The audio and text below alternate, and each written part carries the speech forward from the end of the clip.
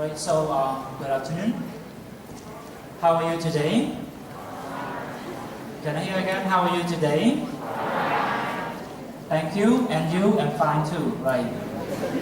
Okay, great, very good. So, first of all, let me express my warm welcome to Lecturer Sou Visal, who is the Senior IFL lecturer as well as researcher, Mr. Debate, the former IFL student, as well as the CEO and founder of the NH Education Center, Ms. Sou Visal, the senior student at IFL, and also Mr. Visal, who is the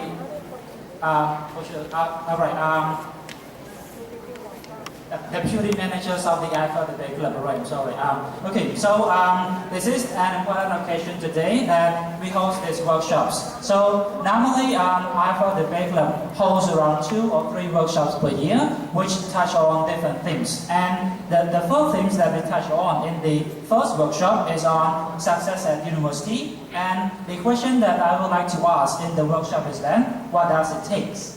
Because now it is trendy, or it is a trend that people study not only at one university, but 2 or even 3. And some of them can even make it up to 4 universities at the same time. Can you really believe that? Right? And have you ever wondered how can they cope with the amount of work, also the stress from each university? I'm sure that you may wonder that, right? But some of them did succeed in such competitions and they can become outstanding. So the question is, what does it take in order to become an outstanding student? Is it at great cost?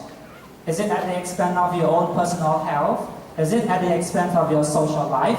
Or whatsoever? I am not sure with that, right? Because the other speaker is going to talk about that. So I would like to talk only on a certain point regarding the important facts of outstanding students. Right. Sotheara, can you move to the next slide? Okay, so there are a few points that I need to share with you regarding outstanding students. So the first one, you can see, my question is, what does it take to be an outstanding student? And here you will see that I would like to stress on 4 points regarding outstanding students. The first one is on energy and focus. Because in studying at university, you have to spend both your energy and also you need to pay attention to what you are studying. You should not be easily distracted by other factors. What are those factors? Social network, such as Facebook. How many of you have Facebook account? I think all of you have Facebook account, right? And how many times do you log in and log out into your account? Yeah, never, right? Very good. Okay, I do too. I never log out of my Facebook account. I just keep it there for the whole 24 hours, 7 days a week, right? But it is important that in learning and to become outstanding, you must have energies. Not in terms of physical energies, but also your mental energy as well. Okay, right. Point number 2 is on autonomous learning. And what do I mean by autonomous learning? As learners, don't make yourself to be learners. Okay? There are many different kinds of learners. And what kinds of learners are you? Do you like to listen and take notes? Do you like to see the information presented on the slide rather than just listening to the explanation from the teacher? Or simply, do you like to listen only to the theory, or would you like to practice more on what the teacher have taught you in the class then? So when we talk about the autonomous learner, we refer to the fact that you don't totally rely on your teacher to give you everything. Remember that your teacher don't know everything. Okay? Nobody is perfect. Your teachers don't know everything. So it is your job to absorb the knowledge from him, as well as to do your own research. And what do I mean by doing the own research? Going to the library, search on the internet, or sometimes you can form your own focus group in order to enrich what you have learned from the class.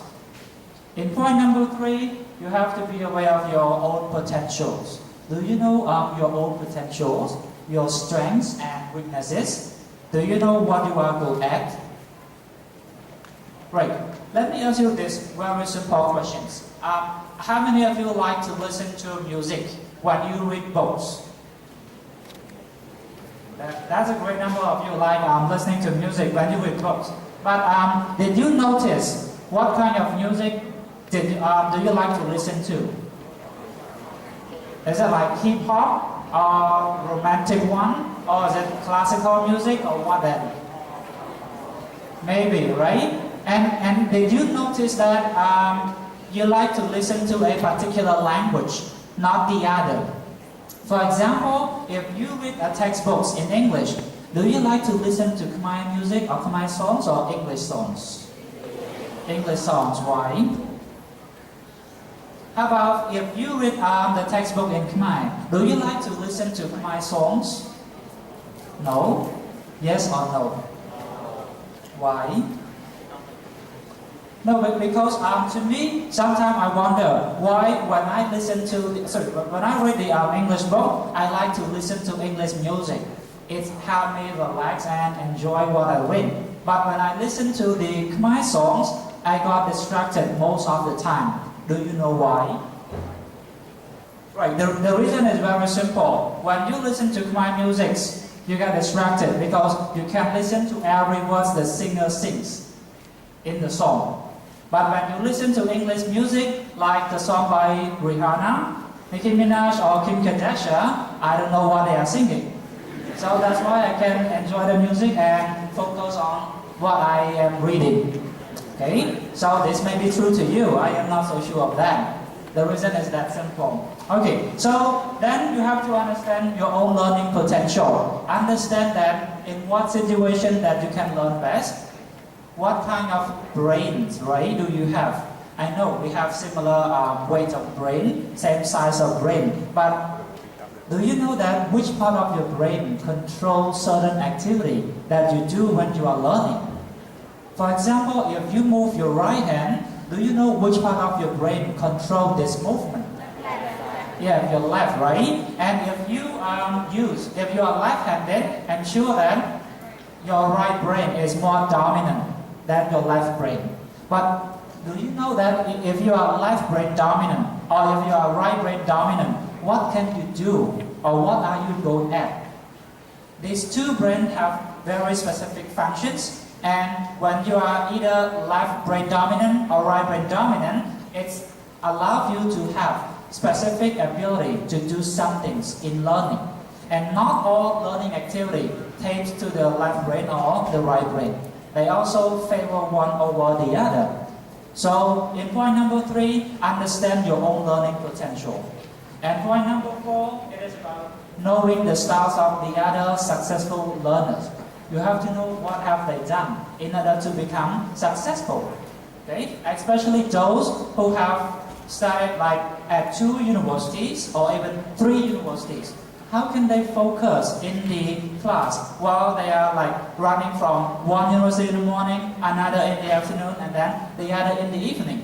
Okay? So some of them, like by the evening class, they said that they are still focused. Their focus is still strong. They just come to class and do like this. Yeah, while the teacher is explaining, they come to class and do like this. Okay, and when you ask them what they are doing, they say, I am focusing. And the question is, what are you focusing on? Okay, right. So then, understanding the styles which is used by other successful learners, I'm sure you will enjoy the experience sharing by our speakers as well. But it is important to understand that what worked for others may not work for you. And what worked yesterday may not work well today. That's why I put the last phrase and capitalize that. Right, so the last important point is create what that works best for you, not others.